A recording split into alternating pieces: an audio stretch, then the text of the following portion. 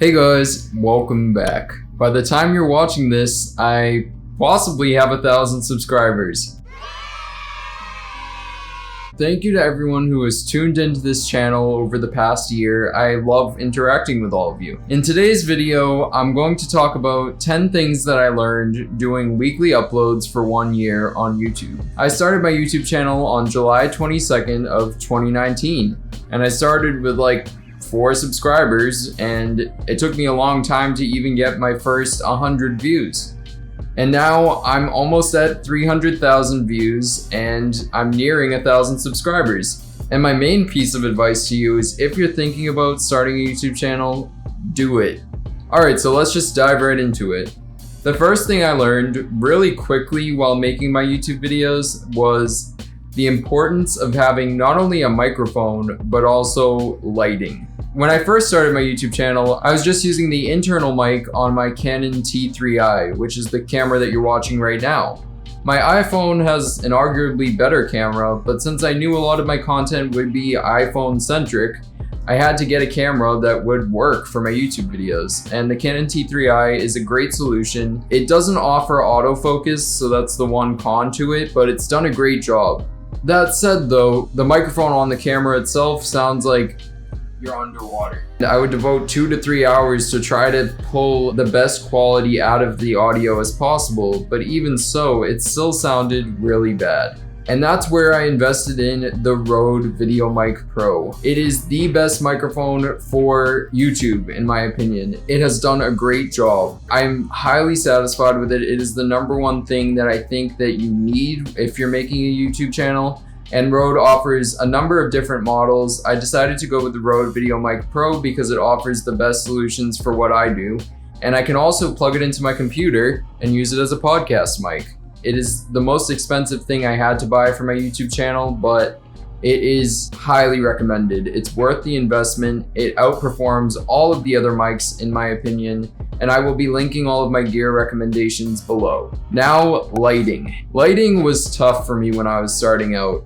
When I was starting out, I didn't want to sit too close to a window because my camera would pick up on a lot of the sounds from outside. A lot of the time, my footage would be ruined just based on that. So I tried to stand as far away from the window as possible, yet I still relied on window lighting. But that all changed when I got this. I'm gonna mess my focus up right now.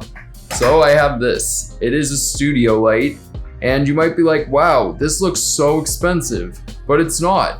This ran around $30 to $40 on Amazon, and it is one of the best things I could have bought for my YouTube channel, because if I shut it off, there's window lighting, but you can see the difference on. I looked like Casper the Ghost there for a second. And there are tons of videos on how to set up your light and how to angle it so that you get the best shot and the best footage for your YouTube videos. This combined with the mic changed my entire YouTube setup for the better. I think that those 2 things are the most important things that you need for your YouTube channel gear-wise. The only other 2 things that I would recommend are storage related. One of them is an SD card, and something I learned the first time I tried to make a YouTube video was not all SD cards are formatted for video. I had to buy a specific SD card that would work with video footage, so I will link my favorite one below. It's 128 gigabytes, it runs around $20 to $30, it's SanDisk. And then the last thing is an external hard drive, because if you film, especially weekly uploads, your hard drive is gonna fill up on your computer. So you're gonna want an external hard drive. In my research, I found that Western Digital offers the best solutions, so I will link that down below as well. The next thing I learned, I'm gonna credit this person because this person really changed my YouTube setup for the better. Her name is Raven Elise. She posted a YouTube video a few years ago, I think, called How to Make a YouTube Channel or something along those lines. And one of the things she mentioned in her video was the importance of taking a picture for your thumbnail. And that was something I wasn't considering when I started my YouTube channel. When I started my YouTube channel, I would just record the video and then I would try to pull some screenshot from the video to make it look like I planned ahead for the thumbnail. Taking a picture and having that is so valuable, especially since when you're posting a YouTube video, it is the title and the thumbnail combination that get people to click on your video. The next thing is something I learned during my time at Boston University, and it was in a communication writing course, and it is the inverted triangle form of writing, and it's mainly applicable to journalism and press releases. You want to start out with the most important part of your video, and then you want to get down into the specifics. Sometimes my favorite edits in my videos would be way towards the end, and I found that not everyone was watching them. A small percentage, maybe 10%, make it all the way to the end. So the first few minutes of your YouTube video are really important because that's the part of the video that most people are watching. The next one, I already mentioned thumbnails and their importance, but it's to invest time in your thumbnails. I would sometimes feel the pressure of uploading weekly, and sometimes my thumbnails would pay the price. I remember specifically my Aki battery video, the footage was so dark that I could not pull any footage from that to make a thumbnail that would look decent. But I still posted it, and it didn't do too well. So it really is important not only to take a picture for your thumbnail, but to invest time in editing your thumbnails.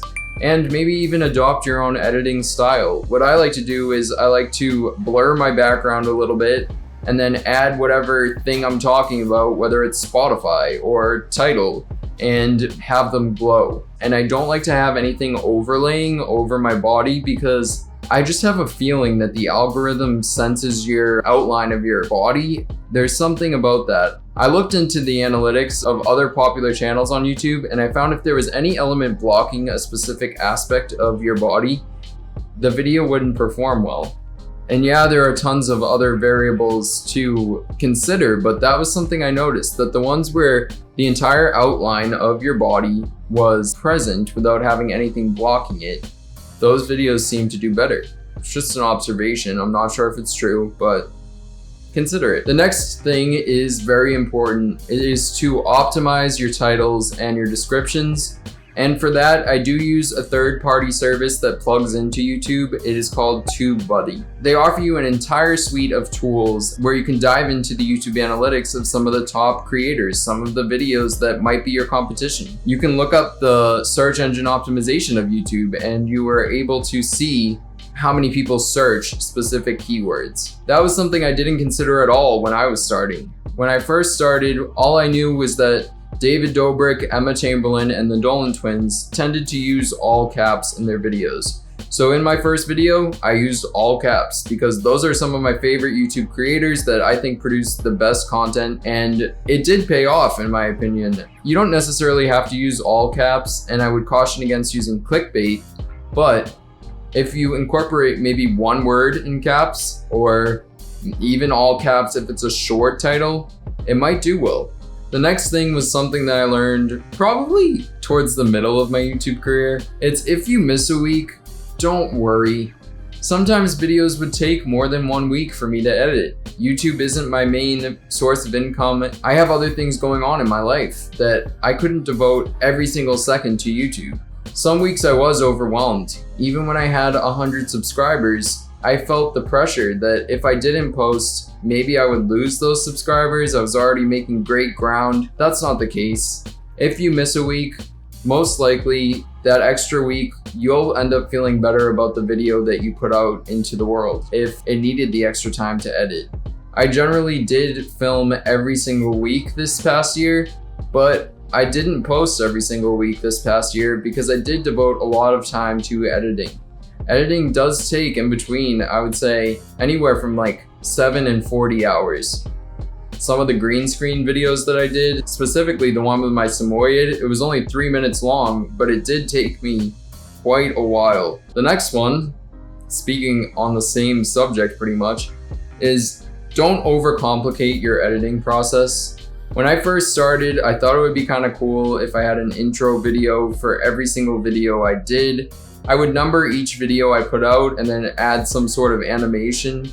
And that alone took me at least an hour to make per video. And I found that people actually didn't like that. They preferred to just dive into the video topic versus having some drawn out intro video, even if it was a cool animation. So I did overcomplicate my editing process when I first started, and I don't think it was necessary. So if you're looking to start a YouTube channel, just keep that in mind.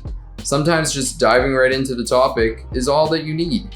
Number 8 is finding your niche, but don't be afraid to step out of it a little bit. So the YouTube algorithm does generally operate on niches. They will box you into a specific topic. For me, it seemed like mine was Spotify and music technology. I knew I was passionate about media, so that was what I wanted to do. But that didn't mean I knew how my videos would perform. And the first video did pretty solid, but my second video was a Photoshop challenge where I thought that that could be one of my niches, because sometimes channels have multiple niches. That turned out to be a very editing intensive video. It's still one of my favorite videos that I've ever made because I had so much fun making it. Basically, I would time myself and see what I could do in 3 minutes or less on Photoshop for topics like, I think I did 2 so far. One of them was photoshopping myself into stock photos, and then the second one was making ads for brands I don't work for.